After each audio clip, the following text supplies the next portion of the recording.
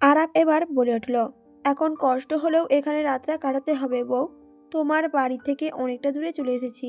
প্রতি উত্তরে তিতির বলে উঠল, তাতে কি হয়েছে, আপনার তো চুরি করা বাইক আছে। আরাপ এবার আবার বলে ওঠে, আমি তো আর গল্পের হিরো নই, তাই এই বৃষ্টির মধ্যে চুরি করা বাইক চালিয়ে মনে হয় না কোনো সুবিধা করতে পারবো। তিতির আবার বলে ওঠে, তাই বলে এখানে থাকবো আমরা? আরাপ বলে উঠল, এই মুহূর্তে বাড়ি ফিরে তোমার বাবার রামদায়ের নিচে স্বেচ্ছায় জীবন দেওয়ার চাইতে এখানে থাকা ঢের ভালো। ভেবে দেখো বউ। এদিকে দুজনে ফিসফিস শুনে মহাবিরক্ত হলো বয়স্ক মহিলাটি, তাই খেকিয়ে বলে উঠলেন, এই তোমরা কেডা, এইখানে কি চাই? বয়স্ক মহিলাটির কথা শুনে দুজনেই চমকে উঠল। ঢোক গিলল তিতির। আরাপ আর তো হেসে বলে উঠল, আসলে আমি আর আমার বউ ঘুরতে এসেছিলাম, বুঝতে পারিনি যে হঠাৎ করেই এত বৃষ্টি নামবে, তাই আজ রাতটা কোনোভাবে আপনার এখানে একটু থাকতে দেবেন? এবার বৃদ্ধ মহিলাটি সন্দেহ নিয়ে চাইলো ওদের দিকে, ঠিক যেন বিশ্বাস করতে পারল না আরাপের কথাগুলো। থুরা থুরা কণ্ঠে ফুটে উঠল সেই অবিশ্বাসের টানাপোড়ন, তোমরা যে স্বামী স্ত্রী তার প্রমাণ কি? তিতির যেন এই ভয়টাই পাচ্ছিল।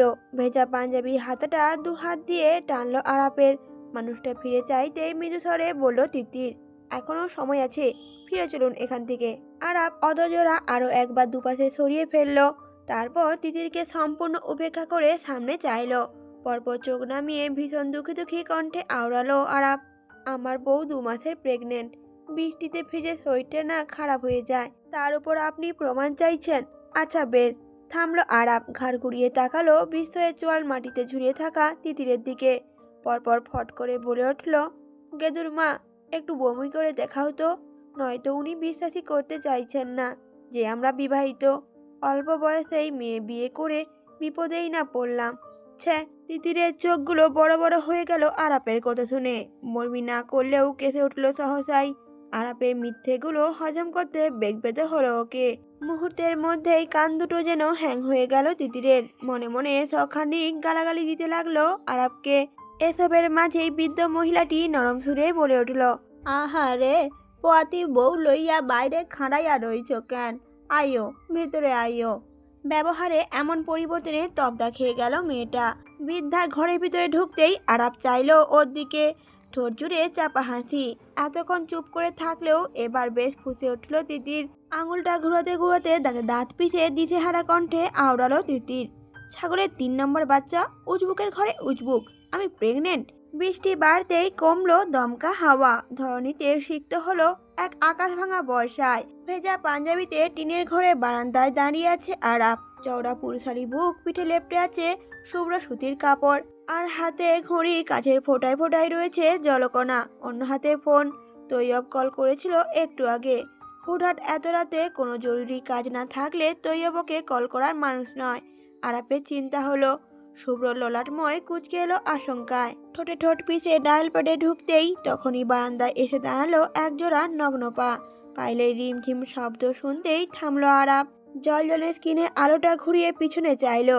আর তখনই যেন বিস্ময়ে ঠিকরে উঠল সুগভীর চোখজোড়া।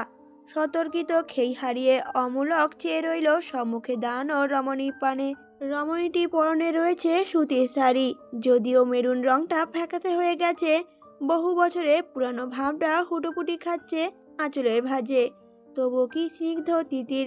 কোমর অবধি ছড়ানো ভেজা চুল, জড়ানো শাড়ি পরনে রয়েছে কুষ্টা। লাফিয়ে বাড়ল আরাপের শ্বাসের গতি।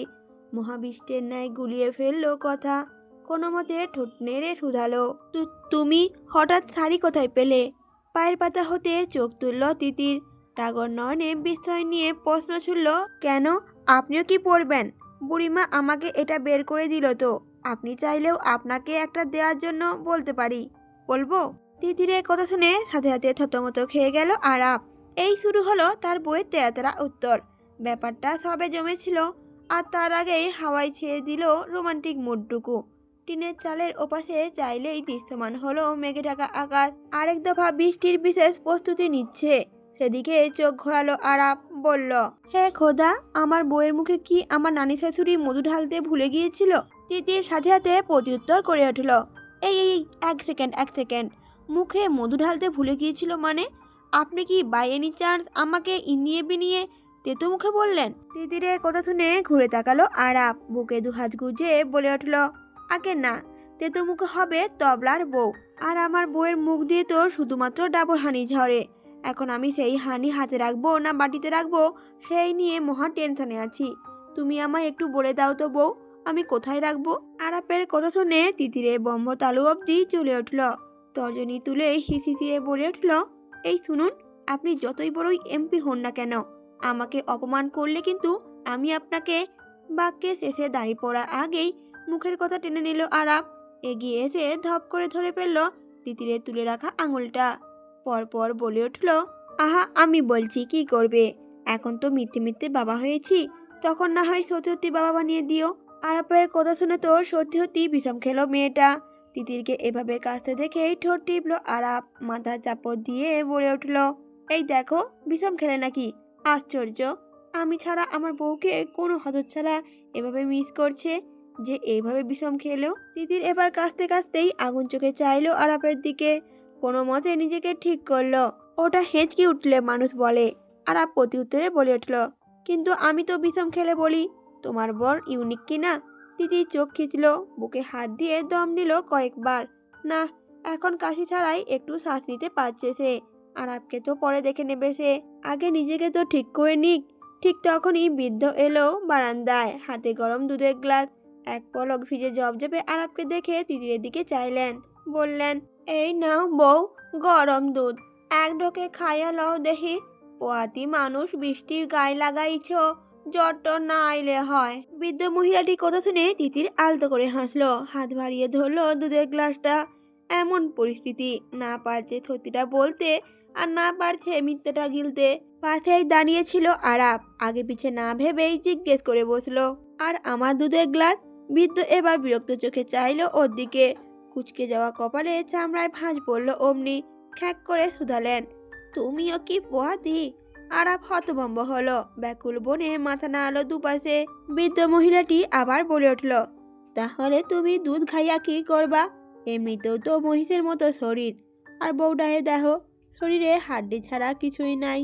এখন তো বউটার দিকে একটু বেশি নজর দিবা, নিজে একটু কম করে খেয়া বউরে একটু বেশি করিয়া খাওয়াবা। এদিকে আরাপের মুখ দেখে ঠোঁট টিপল তিতির, হাসিটা আটকালো কোনো মতে। আহারে বেচারা, আরো বড় মিথ্যে কথা। তিতিরের নজর এখন বৃদ্ধর প্রস্থানের দিকে। অদ্ভুত ভালো লাগায় সিক্ত হলো ওর মন। অপরিচিত হয়েও কত যত্ন নিচ্ছেন ওদের। আচ্ছা, আপন জনেরাও কি আজকাল এমন নিঃস্বার্থ ভালোবাসা বিলায়, নাকি ভুলে গেছে সেসব এখন? এসব ভাবনার মাঝেই অলক্ষেই আরাপ এগিয়ে এলো তিতিরের কানের পাশে। তারপর ভারী নিঃশ্বাস ঘাড়ে ফেলে বলে উঠল,